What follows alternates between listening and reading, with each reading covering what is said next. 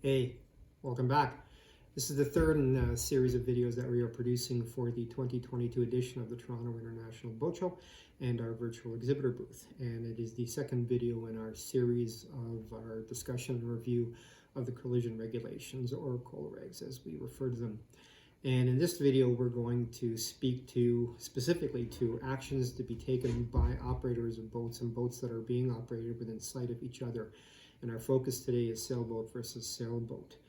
A couple of key points before we begin our actual discussion is just a quick review of rule number 8 of the ColRegs. And rule 8 speaks specifically to actions to be undertaken to avoid collision. And in summary, any action that is required to be taken to avoid collision has to be deliberate, has to be done within ample time, has to be large and distinct enough to be apparent to the other vessel, has to be done at a safe distance from that other vessel, and it does not relieve the stand-on vessel from its obligations to take actions should circumstances dictate. Okay. Another key element we need to review prior to our actual discussion is defining or how tack is defined. As sailors know, tack usually speaks to the side of the boat over which the wind is coming.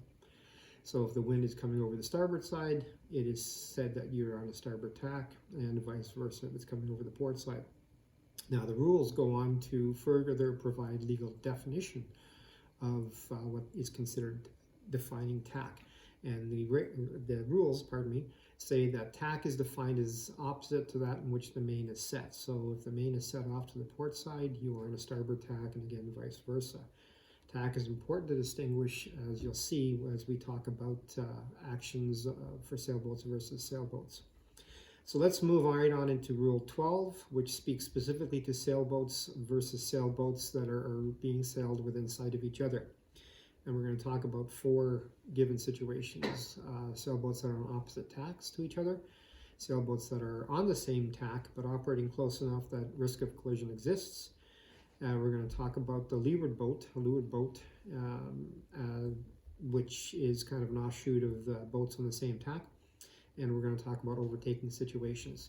So to discuss this and to illustrate these, I'm going to go high tech here. And I'm going to bring in my trusty dry erase board to be able to illustrate the rules as we discuss them. All right, so the very first one we're going to talk about is opposite tack. So opposite tack. So we've got 2 sailboats. The wind is coming from that direction. We've got one sailboat over here. And we've got our other sailboat over here. And these boats, depending on how close they are, could be sailing on a converging course. So at some point, it needs to be determined which is going to be stand-on, which is going to be give-way. And the rules state that boats on opposite tacks, the boat that is on the starboard tack will be the stand-on vessel, and the boat on the port tack is going to be your give-way vessel. So the boat on the port tack is obligated to change course and or speed with sufficient time and room to avoid the potential of collision with the boat that's on the starboard tack. So that's boats on the opposite tack. What about boats that are on the same tack? Well, if we've got 2 vessels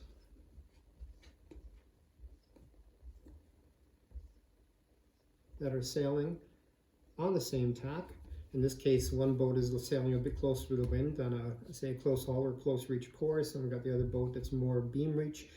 But again, they're sailing in such a direction at such speed that at some point they could intersect with each other or run risk of collision.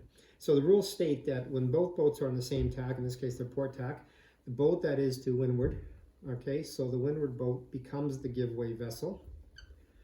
The boat that is closer to where the wind is coming from, the leeward boat, or that which is further away from the wind, where the wind is coming from, becomes the stand-on vessel. Okay? Now, the only time this rule changes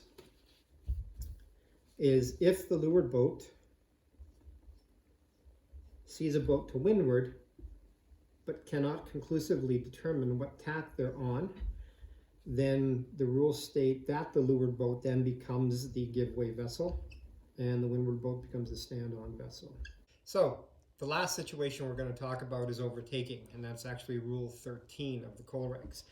and that states that any vessel overtaking another vessel shall keep out of the way of the vessel being overtaken. So the overtaking vessel becomes the giveaway vessel, and the overtaken vessel, or the vessel being overtaken, becomes the stand-on. So again, to illustrate, in our case, sailboats, say they're coming into harbor, and the one in the rear is maybe sailing a little more aggressively, sailing a bit faster than the one ahead of it. But this is overtaking the other one. And again, by definition, under the rules, overtaking means that you're coming up behind another vessel in an arc 22.5 degrees abaft the beam of the vessel being overtaken. So you may not be directly behind the vessel, but as long as you're anywhere within that arc, you are considered being overtaken, pardon me.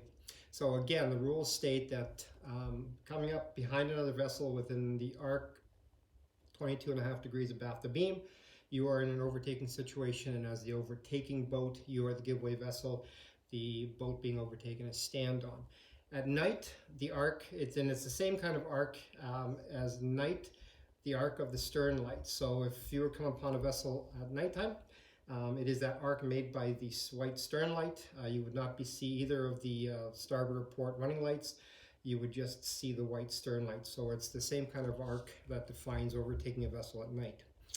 Okay, last thing to talk about is a couple of caveats, and one of them, the key one, under these rules in terms of sailboat versus sailboat, is that racing does not confer any special privilege upon boats that are racing. All right, obviously we're talking that at all times, common sense, courtesy, and consideration should prevail. But if for some reason you had to sail into a fleet of sailboats racing, the rules do not confer any special privilege on boats that are racing. So again, the same rules would apply. Starboard versus port tack, overtaking, windward versus leeward. All right, so this is our summary and again, end of discussion regarding sailboat versus sailboat. I hope you found it informative. Thanks for stopping by, and don't forget to give us a like if you are so inclined. We'd love if you subscribed, and join us again for the remaining videos in this series on the ColRegs. All right, thanks again. Take care. Have a good day.